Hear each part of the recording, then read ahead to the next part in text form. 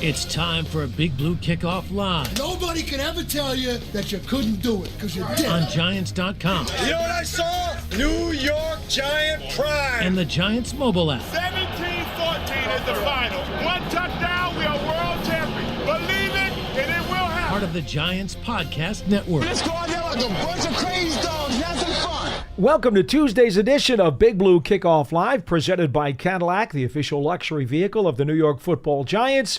So thanks for joining us today. Thanks for joining us today. My tongue needs some surgery, folks. Stay with me, and Paul. we'll get. I'm trying, Howard. I'm trying. Stay with me. And anyway, we'll be here for the next hour to take your phone calls here about Giants football and perhaps other NFL news you may want to talk about at 201-939-4513. I'm Paul Dottino at Giants WFAN. He is at Howard Cross 87. Former Super Bowl champ with Big Blue. And as a reminder, you can find an archive of this show if you didn't catch us live, as well as our entire podcast network on the Giants mobile app, podcast platforms everywhere, and at giants.com/podcasts. All right, let's get two pieces. Look at this. Look at this. Howard, you're right there on the screen. Oh, wow. NFL Network, by the way, is replaying the Giants-Lions preseason game from the other day. We have it on here on the monitor. Howard, looking svelte out there. Looking wet out there. It was raining like crazy. I remember I was on the sideline while you were behind the back line of the end zone. Oh, my goodness. And that was off and on rain all night. It was raining. Yeah. Off on whatever it was. It was raining. I was wet. Didn't like it. Yeah, no, I hear you. Good news. But at Good least news. it wasn't 100 degrees. Well, that's true, and that's is- what we're going to deal with in Houston on No, Saturday. we're not. Houston has a dome. Nobody Yeah, but the remembers. dome is damaged, and they can't close the roof. What? The You roof didn't know is that? broken. The roof is broken. Come on, man. You serious, aren't you? Yes, I'm being very Oh, serious. my Lord. They said they're working on it. Yeah, that is just not happening. That is so bad. It is happening. Okay. Wow.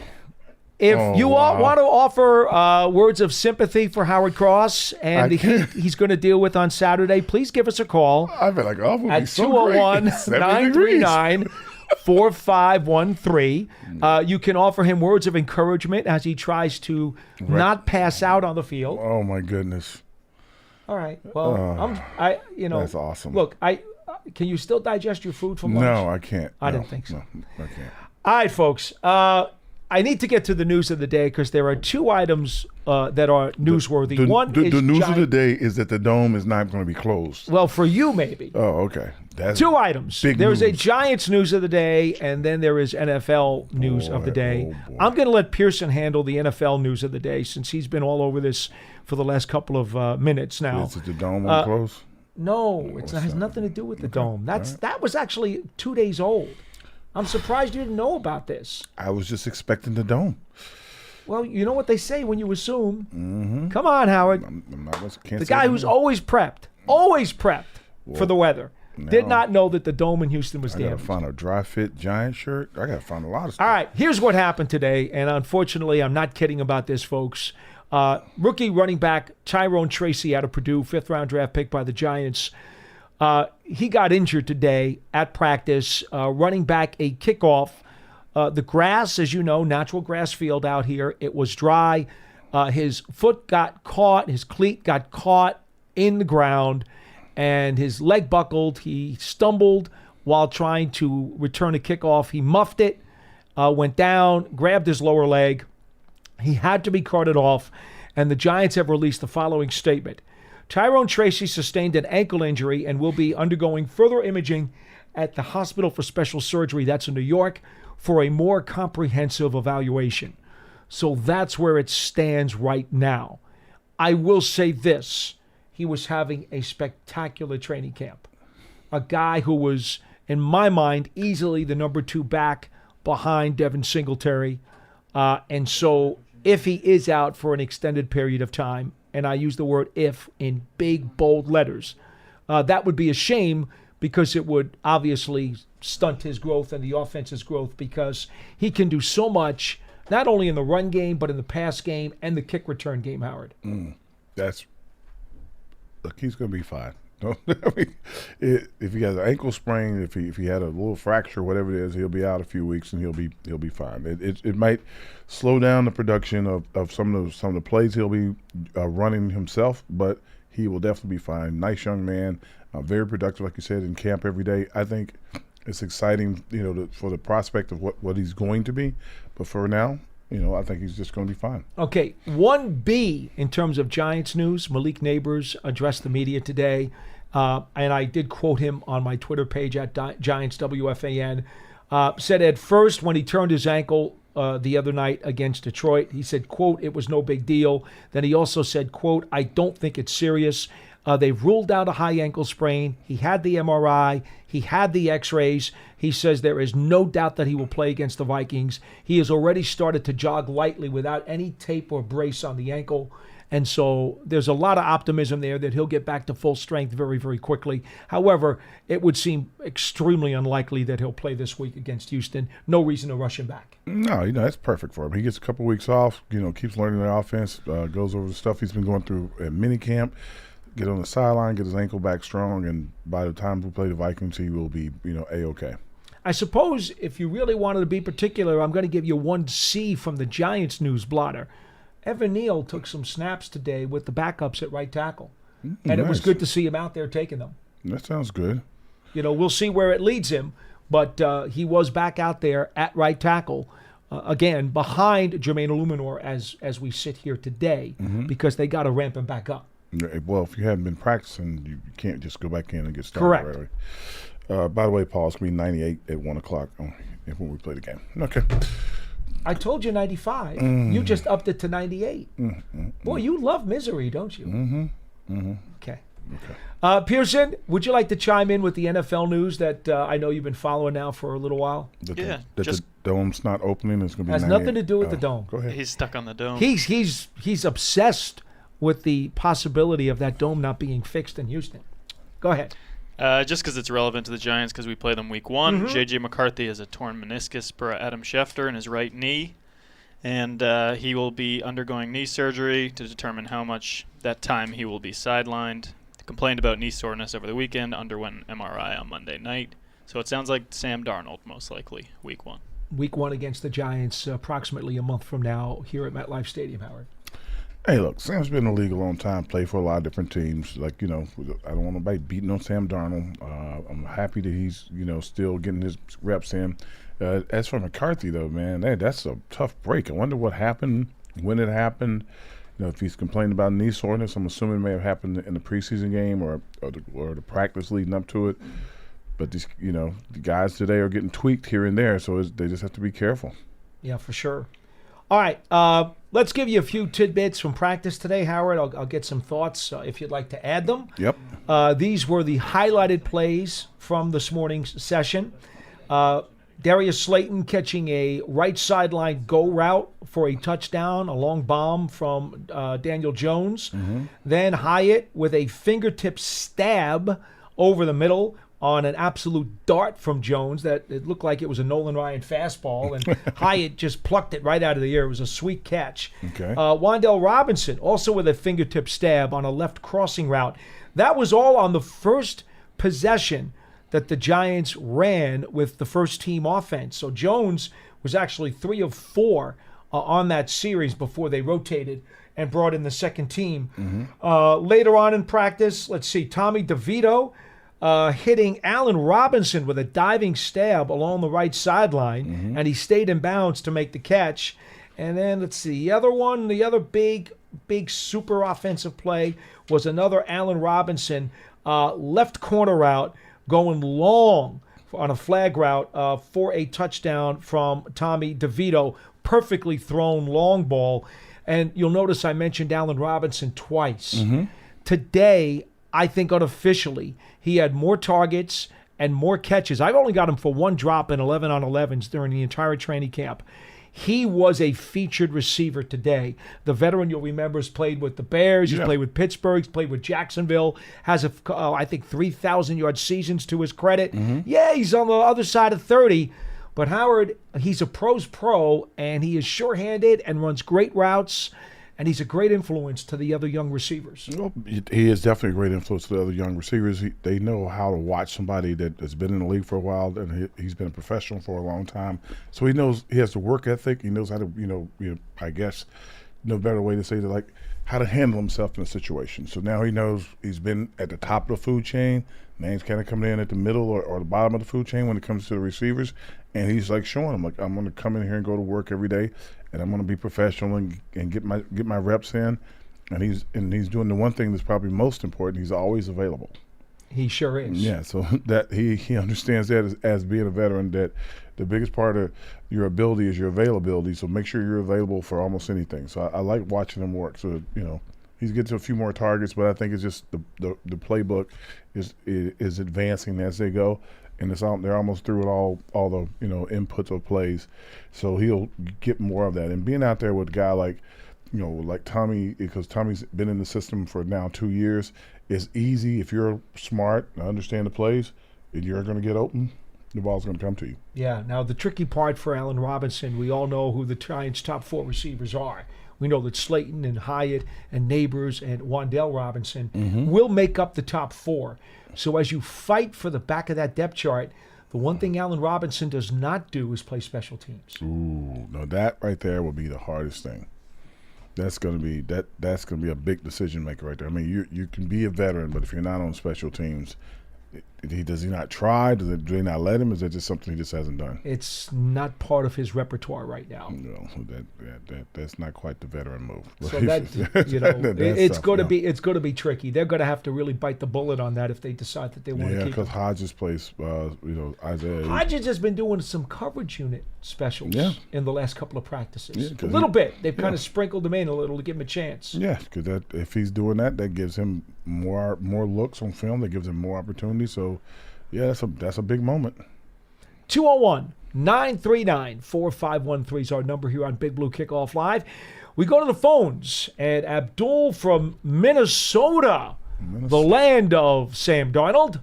You're first on the program. Hello. Yeah, so Minnesota Twitter right now is kind of freaking out over the J.J. McCarthy news. It's been kind of a bad morning for the NFL when it comes to injuries. Can I be honest with you? Of course I will, because I'm always honest with everybody. J.J. McCarthy shouldn't play anyway as a rookie. When they force-feed these first-round quarterbacks into the lineup right off the bat, 95% of the time they're making a mistake. They're probably, again, not that the guy's hurt. I would never advocate a guy getting hurt. But J.J. McCarthy is probably better off if he doesn't get thrown in too quickly. Interesting. All right. I hear you. So the reason I did call today is I was going to talk about the roster makeup of the Giants. And so the running back who got hurt this morning. Tracy. Tracy.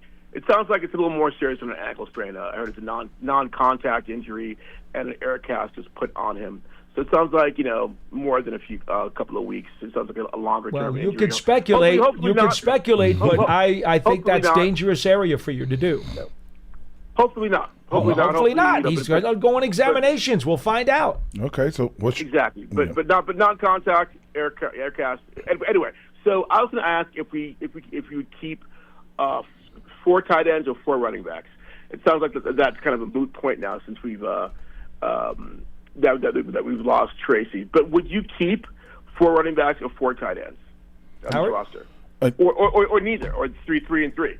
I think that in the tight end situation, you have 2 guys that are really good blockers, and the third guy that's his main goal. The other 2 guys also run great routes, and then you have to throw in Cager as a route runner as well. So it just depends on what they're looking for. Do they believe in the route running ability of Jordan and Cager? Are they going to say that maybe they want somebody who's a little more Cager-like so they can get some plays? But the problem with that is when you start putting guys in that are focused on one receiving or blocking, the defense starts to prepare for it and they start to look for it. Then you have to disguise and make up plays and stuff like that. So yes, they could possibly use 4 tight ends if they all are, 3 of them or 2 of them are really good blockers as well as receivers. They have a better chance of making a team, and if they're playing special teams as well. So we know the 2 guys that are pretty much going to be the everyday guys with Jordan and Bellinger, but then you got to figure out. See, Cager's got himself a problem now because he nursed a hamstring that kept him out for a week of practice, and now he's got a bad groin. and Daboll said he's going to be out probably for a little while. That does not help his cause at all. Yep, not at all. Okay, so I would say it's going to be 3 tight ends. I think it's Bellinger, Johnson, and Manhurts as the 3 tight ends for me. Johnson. Okay. Manhurts. Who's Manhurts? The veteran they picked up off from the former Cardinal. He's the big mountain of a man. The massive dude. He is. He is just. Yes, massive's a great word for it. He's a big boxcar frame. Okay. That's it. And the backs. And in the backs, would you got to keep more than 3 backs. Well, I think you're going to keep 4 running backs, but you got to figure out exactly what Tracy's status is. But look, I'll say this. I've said it on the show a lot.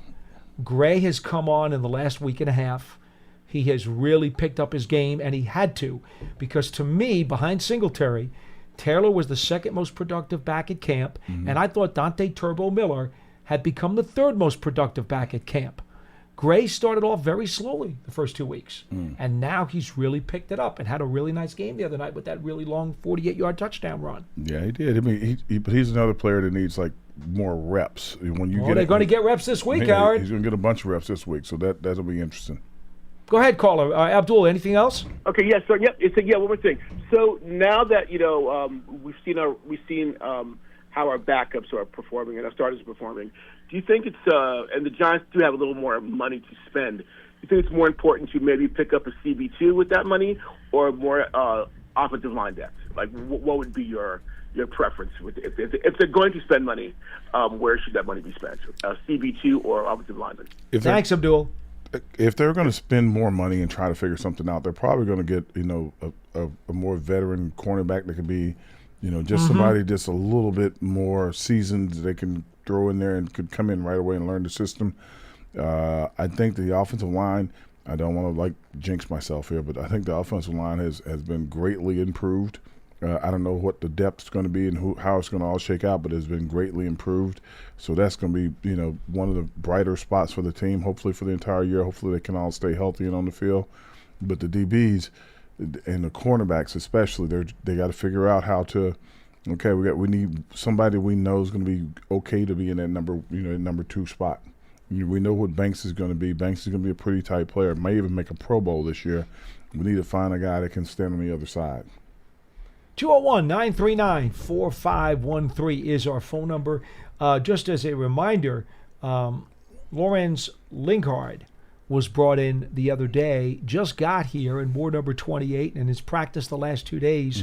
He's been the other running back that the Giants have had here at camp. Remember, they released Jay Sean Corbin, waived injured just the other day. And so Lingard right now is the other running back in the mix if Tracy is unavailable, just so you have some understanding as to where they stand at that point. 201-939-4513. Ron in New Jersey is next on the program. Hello. Hey, guys. Always a pleasure to talk to you. Hey, Ron. Howard, congratulations on the top 100. Oh, thank you very much. I much. have to tell you, if I was on that committee, I would have made you number 87. But that's just me. I know Jim Burt got 64. But I'm a couple years older than you, Howard, so I've seen you play, and you definitely deserve that. I appreciate that so much. My pleasure. And, Paul, I saw you at camp about a week ago. We were talking about Frank, the former executive editor of The Record, who we both respect. Oh, yes, for sure. Frank Scandell. Yeah. Good man. Yeah. Did you catch up to I didn't know him? if I was allowed to say last name. That's all right. Did you catch up to him? No, I will probably in September. We'll make sure you say hi. Good guy. I will. So here's my question, clarity, comment, whatever you want to call it, on having the 3 quarterbacks and keeping them on a team. And before people get too crazy, I lived in northern New Jersey my whole life. Kid goes to Bosco or St. Joe's. I'm cheering for him hard, right? Absolutely, positively. But isn't the debate really about whether we save them from waivers? Of course we're going to have 3 quarterbacks. And you guys are just talking about 3 or 4 receivers, 3 or 4 tight ends, 3 or 4 running backs. I've been a little surprised watching Phil the other day, who obviously, I respect and knows a tad more about football than me, saying it's like not even a conversation. Isn't it the whole waiver wire? And then just secondly, I thought the NFL was trying to protect to get a third quarterback on. I forget the exact of that rule during the season. All right, Ron, here. Let me give you the clarification of the rule. Then I'll let Howard address the issue. And by the way, when I tell Tommy that you mention him and St. Joe's in the same sentence, he's going to be really angry because he's a Bosco guy. I said Bosco too. I know you did, but you also mentioned St. Joe's, and he will not like that at all. But let's make this very clear. The way that the NFL is doing this is that if you want to have a third quarterback, okay, and make him an emergency on game day, that's fine, but he's got to be on the original 53. Then on game day, when you do your inactive list, you can make the third quarterback an emergency quarterback as opposed to having him active as part of your original game activations. You understand? So you can't I do. You can't take a practice squad quarterback and on Sunday say he's my emergency. You can't do that. You either have him on the 53 or you don't. Which is why I remember talking to a front office executive when the rule came out last year, and I said, but this really doesn't have a lot of impact on anything. Oh, yes, it does. Because no, it doesn't, Howard, because you either keep the third guy on your 53 or you don't. You can't hedge. They're forcing you to make a decision is what they're doing. I know, but think of it this way. Everybody, hold on. Think of it this way. This is what they're actually doing. If you need a third quarterback, which every team needs a third quarterback, you have to keep them. You put the 53 guys on the roster. It's easier to pick another guy. You know, it's easier to pick another lineman. It's easier to pick another D lineman. It's easier to pick another linebacker. It's easier to pick another DB or to add another person. Because there's going to be a bunch of them. There's only like the position of quarterback is so specific that you need that guy available. Oh, so I understand that after point. the 53 has been selected, and then you go to game day, now he's the emergency player. Right. He doesn't take the place of a player on the team. And that part of it is very beneficial. Yeah. The problem is And that helps, right? That part helps, but it doesn't change the fact that when you set your 53, you now have to give a space to that third quarterback, which in most of recent years, most teams didn't want to do. Well, now they kind of have to because of the way these quarterbacks what do you get think hurt. Going forward? But do we change it to have a 54th guy that has to be a quarterback, particularly when we go to the 18-game schedule? That would have to be something that would be the NFLPA and I understand that. Yeah, which Cal would have to figure out. I don't know what they're going to do. I think that in the last year specifically, I think so many guys played quarterback. Like we ran through 3 or 4 guys. I've seen teams go through 4 guys. I think the Vikings went through a bunch of guys. I think Cleveland went through a bunch of guys. Cleveland, they had to bring Flacco off the couch. Yeah, so you're bringing guys in from everywhere to try to continue to give them opportunities. So I don't know. I think you got to have.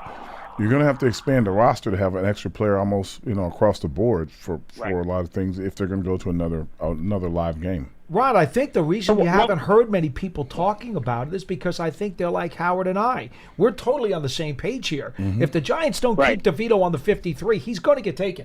Well, somebody's going to need a quarterback. Right. Yeah. So then, last quick question on this. Does every team just keep 3?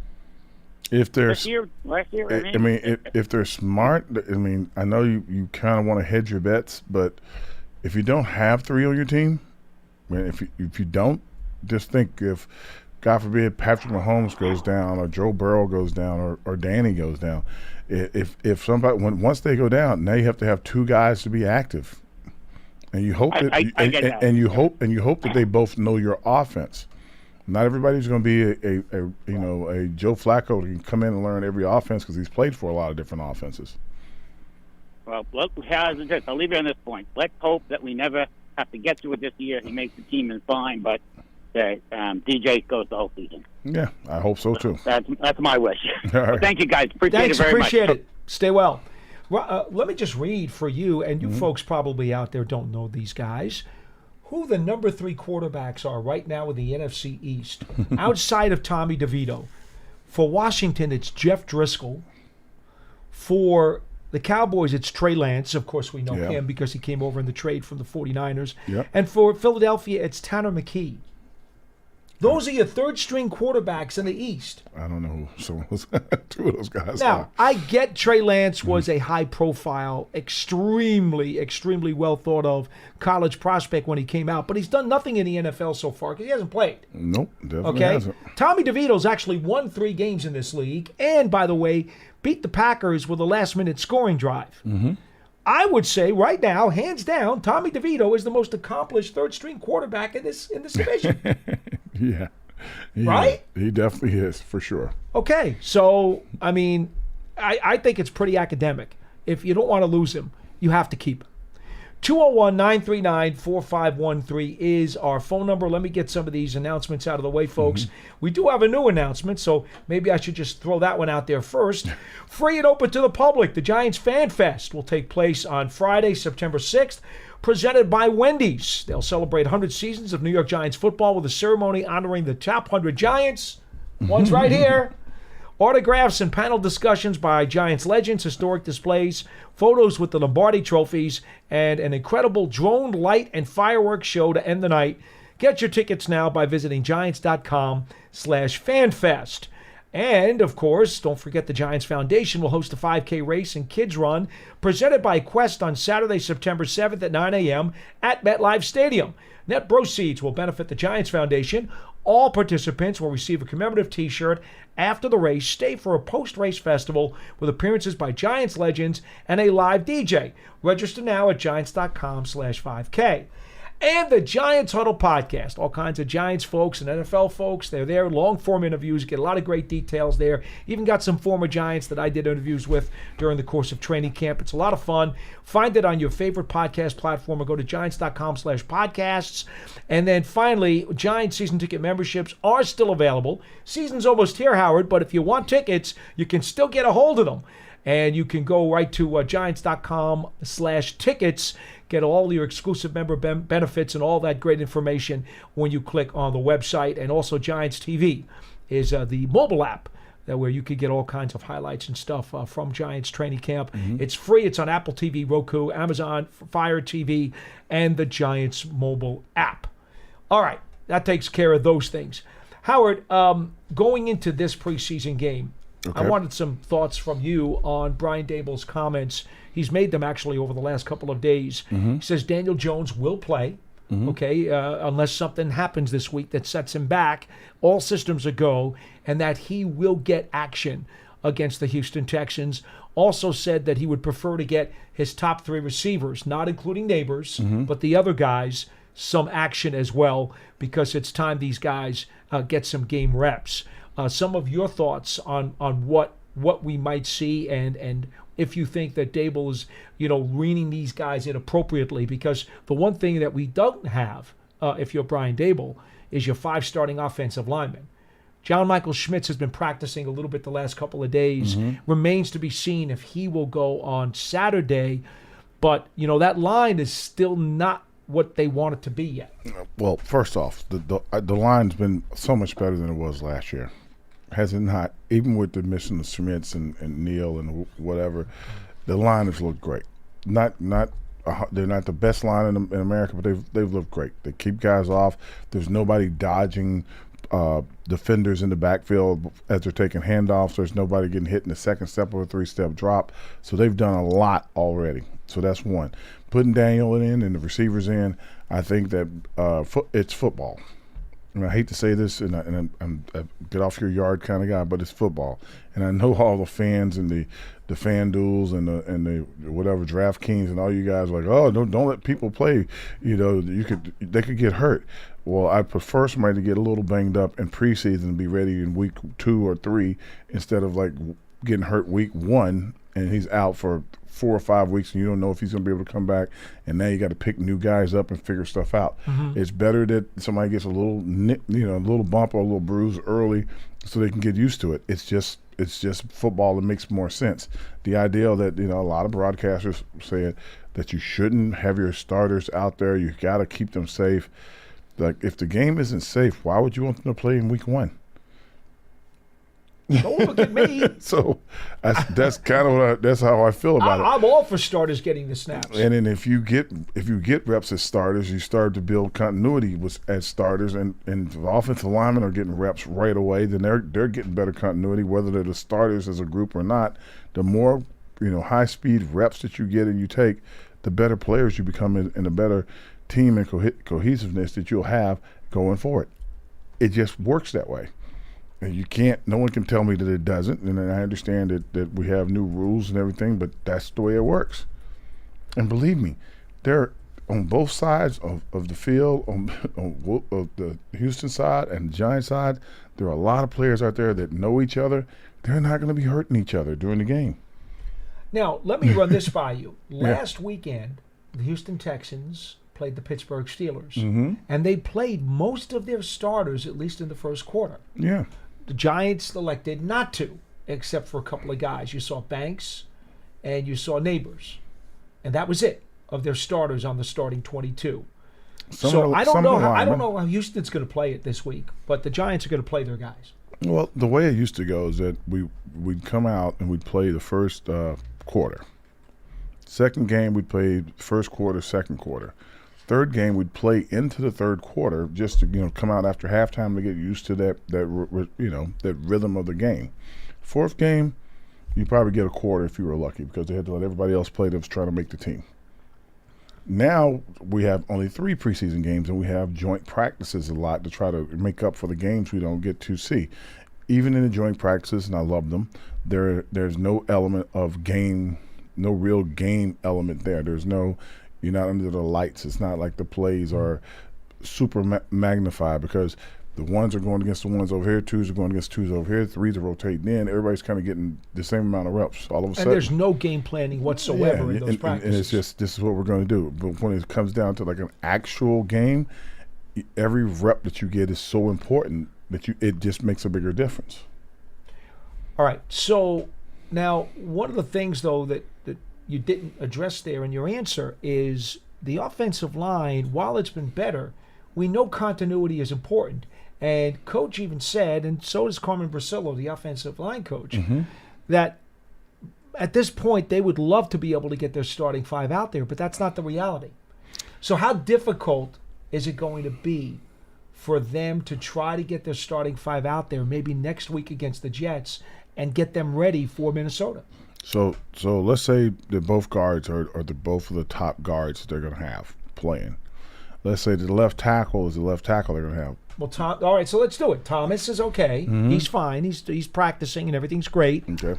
Runyon kind of tweaked his shoulder a little bit yesterday and came out of practice early.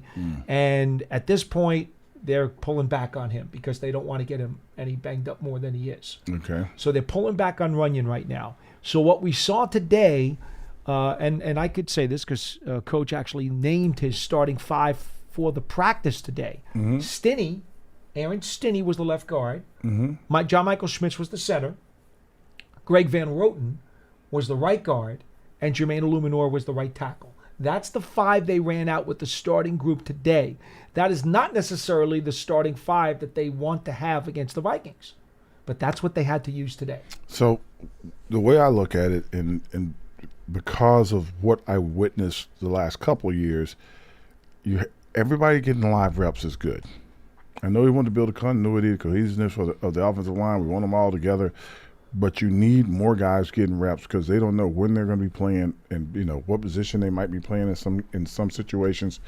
They need to get as many reps as possible. Yes, I'd like for the starting 5 to be out there every play, for a whole year. But at the rate we lose or lost guys last year, everybody that's a healthy body, get them on the field and let's get them as many reps as possible because they're probably going to have to play next year, if something goes wrong. That's it? That's it.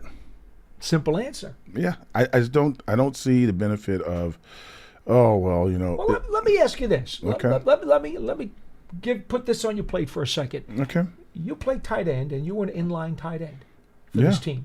I play inline. I did some stand up. I did motion in the backfield. But a lot of inline. Yeah. How important was it for you to get reps next to what would have been your right tackle for most of your career, because that's usually where you were on that side. How many reps do you need to get comfortable with that guy, knowing that if you're going to have to do combo blocks, or if you're going to have to pick up a stunt or a blitzer, that you're going to feel good about it? Well, first off, I played both sides. I know you did, but a lot of times you're more on the right. It just depends. Like when Jumbo was left tackle, we ran a lot of plays left side with him and Big Wheel Roberts, right? Mm-hmm. So especially in the Super Bowl. Yeah, so you have to think about who was where and when. The right side, it was sometimes I could, Lord have mercy, I couldn't go through all the right tackles that I had. 13 seasons, a lot of names. I know you did. So basically, I learned to be, I go either way. The thing that was the hardest for me was when they motioned you into the backfield and you'd have to almost lead the running back through the hole like a fullback. Right. That was the hardest thing for me. I was really tall and I didn't like that kind of offensive line, trying to step over the feet and make sure I'm not tripping going through the hole to put another body in front of the running back. But to stand beside a guy, it was easier for me because I knew how to block. So, a combination block with me and another guy, it made his life easier if I was over there. No question. It just I would have felt good if you were on my shoulder too. Yeah. So that was not something. We worked at it every day. That's the other thing they can't do because of the way the rules are set. We were in practice, 5 days a week, except for when it got closer to game time during the season. But by Wednesdays were like full pads coming on. Fridays we would even have live goal line practices. Mm-hmm. During this season we will still have them. So it's just different now. So what I would say is, and this is like an old school thing, we would start the practice off. Banks would be here, Leonard Marshall would be there, me and another tackle would be here, and we do combination blocks up to the next second level. Remember it very well. Over and over again. Like go down the line, go down the line, go down the line. Howard, now switch to the other side, go down the line and do it backwards. It's just the way we started practice because we were running teams. So we practiced the double team up to the second level to make sure you could clear guys out. They can't really do that now. No, so they can't. Yeah. So the difficulty of the right guard and the left and the right tackle, or the right tackle and the tight end, for them to get the continuity that they need, it's virtually impossible because they can't do what you did. Like I said, I don't know how to explain it. I mean, I know it's tough. There's even sleds they could use, I guess, to do it, but I don't see that sled out there. So this is the reality of what these guys are dealing with. What I did want to ask you also, and I want to get back to the calls at 201-939-4513 in just a couple of minutes. I want to ask you about Brian Burns. You've gotten a chance to watch him out here. Yeah, he's got incredible bendability. Yeah, very quick, and has really long arms and length. And like one of the things I was talking to Sean O'Hara about is that the thing that impresses me about Burns is when he comes off the line, when they do we saw them against the Lions, and we also see him every day here against his own teammates. The offensive tackle can never get locked up onto him. He's got such long arms and such quickness and bendability. He always keeps that big 330-pounder off of his body, which allows him the space to execute his pass rush moves. Yeah, so very impressive. How would you block him? So what happens with him is that he's coming off the ball really quick, right? So when the tackle is setting back to get into his set, he's pulling his hands back, and sliding his feet. Well, by the time he gets his foot down, Burns is across the line and has closed the distance on him. So now if he's closed the distance on him, before the tackle can reach out, he's got his hand on him, or he's swiping his hand down to go by him. That's what it looks like. Unless a tackle is really super quick, or it's going to be doing what they do most of the time, and false start, but they don't really call it. Okay. I still can't figure that out. Like even our guys, I said, he just jumped. He's like 2 yards back, and the ball's still on the ground. I keep looking at the official, like they're not going to call that. I said, I could play this. I could play right now if you're going to give me 2 steps before the ball is snapped. Okay. But I don't know why they don't call that. But I'm not picking on the officials. Don't look at me when you get to the sideline. Okay. But I just think that that's what it is. He is so quick off the corner that you cannot get your hands back in place because he's getting on top of you before you can stop your kick, and that's hard for any position to do, and that's what Barnes is not this kind of a player, but that's what a guy like Charles Haley used to do. Right. Charles Haley was so fast in the first 2 or 3 steps off the ball, and he was so big that by the time you try to get your hands up to get on him, he was already had his hand in your chest, and it was like, oh, it's almost a no-win situation at that moment. Aside from Lawrence, who you had to sometimes block in practice, who was and I know Haley was a hybrid linebacker, defensive end type. Who was the linebacker who gave you the most problems on a pass rush? On a pass rush? Maybe Eric Green. He was Kevin Green. I mean, Kevin Green was like massive. If he wanted to rush by you, he could rush by you. He played with a lot of different teams, the Steelers, the Rams. Yeah. Kevin was excellent. My roommate in college, Derek Thomas, it was impossible if you had to block him. He was another one of those guys that was so fast off the ball. If he just wanted to go by you, it was like, okay, can somebody we'd have to sit in in flood formation or a tackle here and a tight end kind of back to make him have to run a wider loop, and they will still run around you. I'm like, okay, so some of these guys were just, if they didn't want you to touch them, you couldn't touch them. All right, so back to this Houston game on Saturday. We've established the fact that the starters do need to get some reps in the preseason, and they're going to get them this weekend. How long do you think they would need to go, Howard? Assuming, I'm guessing now, remember, the following week, the Giants will have a Wednesday practice with the Jets down at Florham Park. So they will have one more joint practice session before they play the Jets in the preseason game a week from Saturday. Okay. How much time do you think? How many reps would a starter need, given today's circumstances in this Houston game, to get them prepared, assuming they probably won't play in the Jets game? Well, first off, you want to get them. You'll have a starting 15 or 12 plays that you write down. Those are your plays you want to come out with. The scripted ones. Yeah, the scripted plays. If you can get through those plays in 1 or 2 drives, then you have to make a decision if you're going to, if you get through those plays in 2 drives, that means you've run out a quarter, basically. You're almost got through the entire quarter. Sure. If you feel like you like for them to come out in the second quarter, because you got, like I said, you got to have some continuity. You got to be moving the ball. Everybody's got to be really, really safe. If you can accomplish all that, then I'd give them 20, 25 plays. If you can't accomplish all that, you get them to the 10 play, 12 play range. You're like, okay, next group in, let's just try. We know what we need to work on. But you really want to get through the scripted plays first. And if it's me, I want them to get into the second quarter if I can. I think that gives them about 20 plays or so. If they get down to 20 plays or so, then you're like, hey, we can start pulling guys out. By that time, if I'm a veteran, I'm in the game, I'm going to be like, wait a minute, why did I leaving? I'm like, we're having a good time. Let's get this thing going. But different, like I said, it's a different world now. So I think if you can get them to 20, 25 plays, that would push them into the second quarter, and hopefully that would be a good enough look for Daves and stuff. Okay, if it's really going well and he's being really competitive, it might look a little different, but we'll see.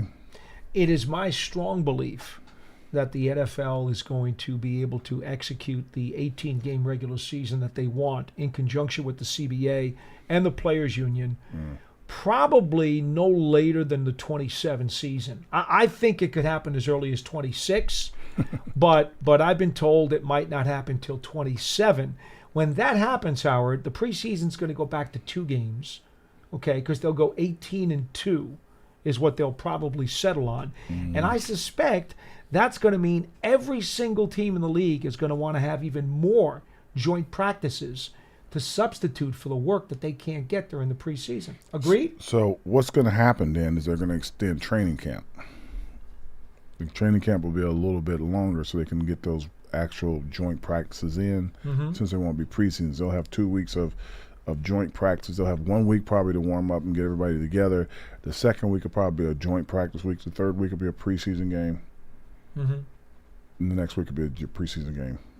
And then they'll have 1 week to before the season. But they'll probably extend it by 1 or 2 weeks so they can get those other 2 practices in that they want to get in. And those will become much more important than even they are now, because your evaluation is going to be really tough with only 2 games. Howard, remember, you get about 75 snaps per game right now, the way the football game, NFL is being played these days. You get about 75 snaps a game. Yeah. That's it.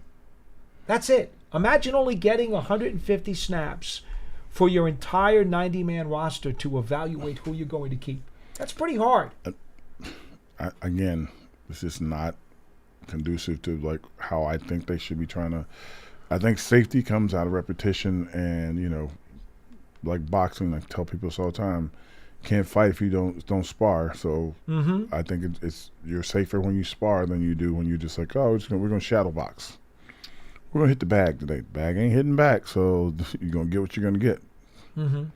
I did want to also, while the Giants-Lions game is being replayed on NFL Network right now, preseason encore football. How exciting is that? I did want to besides us, I bet there are other people watching it. I'm sure we're not the only ones. We have it on here. We're watching it. Giants are up 14-3, 12 minutes left in the third quarter, by the way. I don't think the score is going to change. Probably won't. We had a chance to talk after the game, but we haven't had you on the program yet about the new kickoff rule. Please explain to the folks what you saw for the first game. Well, what you see in the first game is that the NFL itself is adopting a rule where you can't move until the ball crosses a certain yard line. I think it's like the 5-yard line. It can't be squib kicked.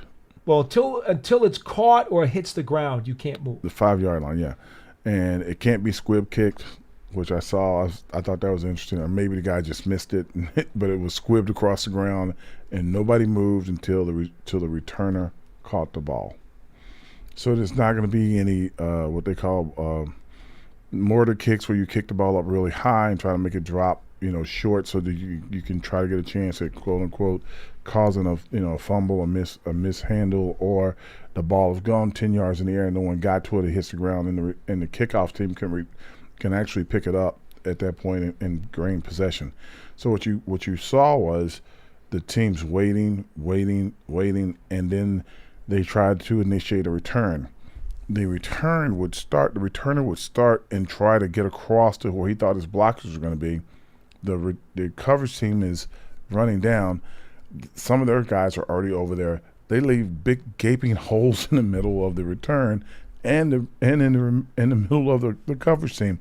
But the returner is so busy trying to get to the spot because he's like, I got to get over here. And I'm like, if he just stopped and looked, I'm like, why is there nobody there?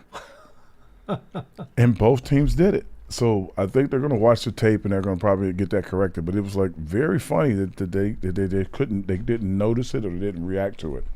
And this is because now the returner thinks he's programmed. He thinks he has to follow the blocking scheme, and he's not seeing. Is he not seeing? You think he's not being told to hit. He says, if it's the third guy over, you need to get to the third guy from the left. 1, 2, 3. He'll be coming down this way to get to his block. If the guy in front of him starts to cut over, now he's going this way, it would create a hole because the guys over here are trying not to cross the field. Like, hey, stay in your lane. So is this more of a vision issue where he needs to be able to see that develop? It depends on if you decide to go up the field in the middle and it closes instantly and you get tackled. Oh, you're going to get in trouble. It's going to be like, why did you do that? Coach won't like that. And equally, if you decide to go to the guy who's blocking for you and you don't go up the middle, you're going to get in trouble. So you're in a lose-lose situation back there. Trying to decide if that looks like a big hole. Is that really a hole? No, I better get over there where Coach told me so I don't get cut. So let me turn back the clock 30 years. Howard Cross is playing National Football League football once again. And would you want to be a kickoff returner these days? Never. No, never? Never. There's no way. But you sound so excited about the opportunity to make a big play. No, not in that position, no. If I was running full speed, I didn't know how to stop good, so that's not good for nobody. I'd just be running down the field like, yo, returner, please go that way. Do not come over here because I can't slow down. Then I would hit him sometimes, and I'm like, man, that was bad. Sorry about that, dude. He's like, bro, you didn't even slow up. I'm like, I'm running full speed, and this dude's pushing me. All right. Well, we have talked though about the different types of players you'll need on this new kickoff return unit, whether it's in coverage or whether it's on returns. Did you see anything that told you the other night in the Detroit Giants game that made you think that change in the makeup of those kickoff teams needs to be adjusted? Yeah, not adjusted, but I can tell that it's going to be more like there'll be more safeties and receivers, maybe a couple of running backs. There won't be nearly as many linebackers. They're going to go for speed and shiftiness. I also saw that when we did punt return and punt coverage that our guys were doubling the outside guys, and there were no more singling guys up just to try to create more of a – I mean, I know we got a new defense special teams coach trying to create more of a return. So I'm like, interesting. So you can see some of the differences in the philosophies, but that kickoff thing, it's going to be boom or bust.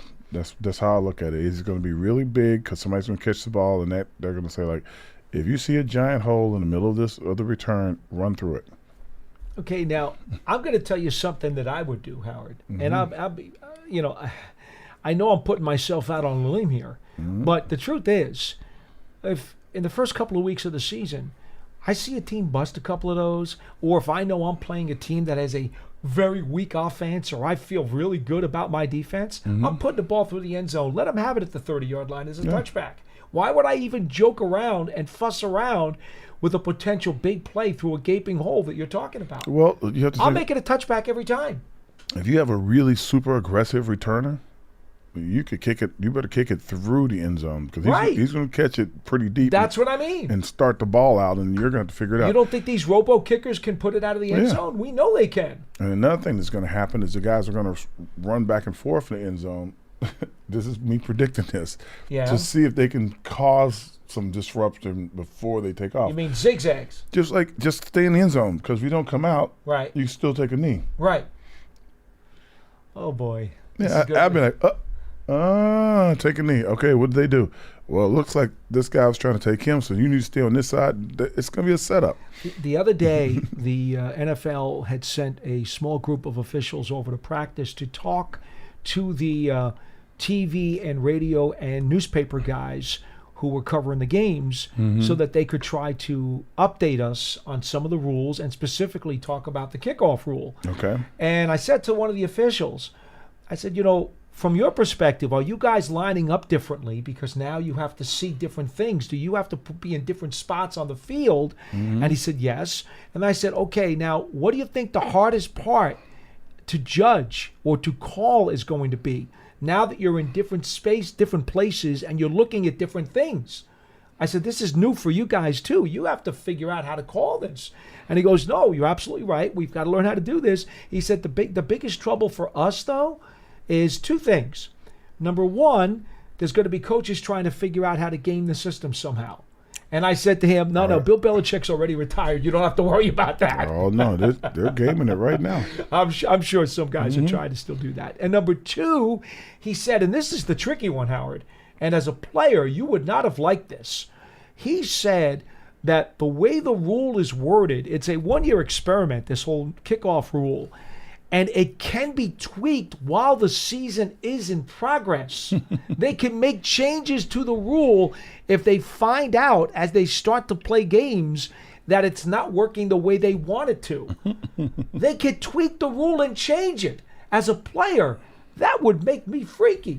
It never happened while I was playing. Not that I can remember. It's going to be hard to do. Like I said, the best way to game is if the ball goes into the end zone, is to start to run, but never cross the line, just so you can see what the returners and the coverage looks like. Wow, I'm thinking about that now. Wow. Catch the ball, start sprinting real hard, and everybody goes, you'll see how they react to it. Like, okay. Special teams coach said, got it. Let's go. Interesting, Howard. Yeah. Would you bluff it the first time and then go back to it the second time, knowing that okay, I know what I saw? 100%. Wow. Kind of like the guy who fakes the bunt, right, and then pulls the bat back. Yeah. Just to see what's going on. Because all you have to do is start left or start right and run 10 yards in that direction, stay in the end zone, and you're going to notice what the interior of that those guys are, how they're going to cover. Well, but see, here's the thing, and we've asked Coach Daboll this many times about preseason.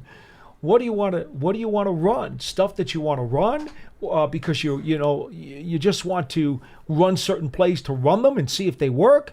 Are you afraid that you're going to show too much, et cetera, et cetera? He seems to be of the philosophy of, I really don't want to show stuff. He said that in his mind, and you'll recall he had a very simplified playbook the other night. Yeah. And I think they also ran very simple stuff on special teams too. Yeah. He said, what I'm most concerned about is I just want to see the guys being aware of what they're supposed to do, recognize the plays, run the plays correctly without any hesitation and instinctively. And that to me, this is Daboll talking about. He goes, that to me is the primary objective of what we're trying to do here. Because they're not game planning for the opponent, and they're not trying to outsmart anybody. He just wants to know that his players can do physically and mentally what they're being told to do.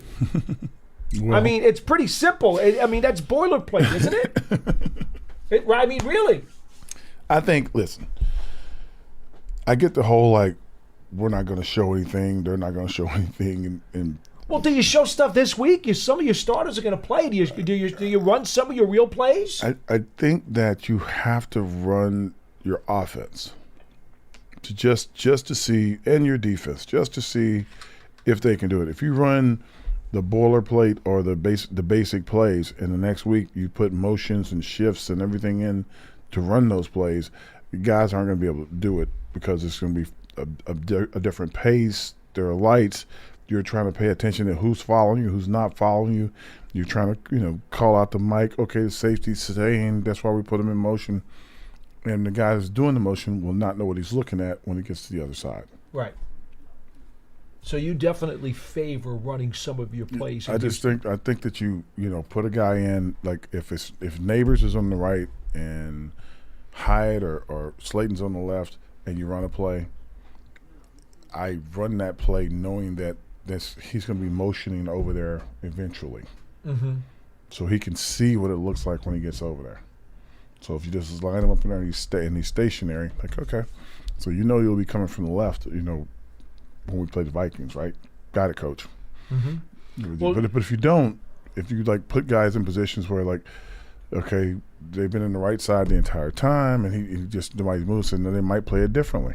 Then you have to look at the tape to see how it looks on the other side for the other guy, because when you go in motion stuff, you're trying to call out the defense so that you'll know exactly where they're going to be and what they're going to do. Well, to your point, Coach Daboll had said to us that he believed going into the Detroit game that when Tommy DeVito got into this game and played with a lot of not just the second stringers but third stringers the other night against the Lions, that Tommy DeVito would know the playbook much better than the guys he was playing with. Well, and that it was going to be difficult for them to keep up with Tommy, as he called the plays, because he's been here for 2 years. Yeah, it's more than keep up with Tommy. I think it's more that Tom had to be in a lot more control of the offense, right? He had to be in a lot more control of, setting guys up, making sure he's calling the play. Everybody knows what to do, kind of. If he says this guy's the mic, if the running back is who's the mic, you got to make sure that they're all on the same page, and that's the easier way to run plays. When you're, if you're the starter, you got all your starters up there. You hope when you make a call, everybody knows it. But when you're unsure if they're going to all know, you might take a little more time to point a few more things out to them, like, hey, that guy right there is coming. Which one? The safety's down right here. That guy's coming. You see him, right? Don't let that guy hit me. All right, you can do stuff like that when you've been in there a few times. So I think as this week goes on, you'll see more guys. He won't have to have as much responsibility of trying to coach them up as he's playing with them. All right, well, that'll do it for this edition of Big Blue Kickoff Live. And by the way, Drew Lock did tell Coach Daboll that he was feeling better. He was still throwing some on the side, and Daboll said he would not rule him out, that if he needed him, there was a chance he definitely could play against Houston. Would not rule him out, and is not signing another quarterback. The problem, of course, is that Tyree Jackson is a bit banged up right now, too, and he's supposed to be the emergency quarterback if they need him. remember he played quarterback at Buffalo before he became an NFL tight end. He did. That does officially wrap up Tuesday's edition of Big Blue Kickoff live here on Giants.com. Thank you so much for listening. This program is part of the Giants podcast platforms everywhere and at Giants.com/podcasts.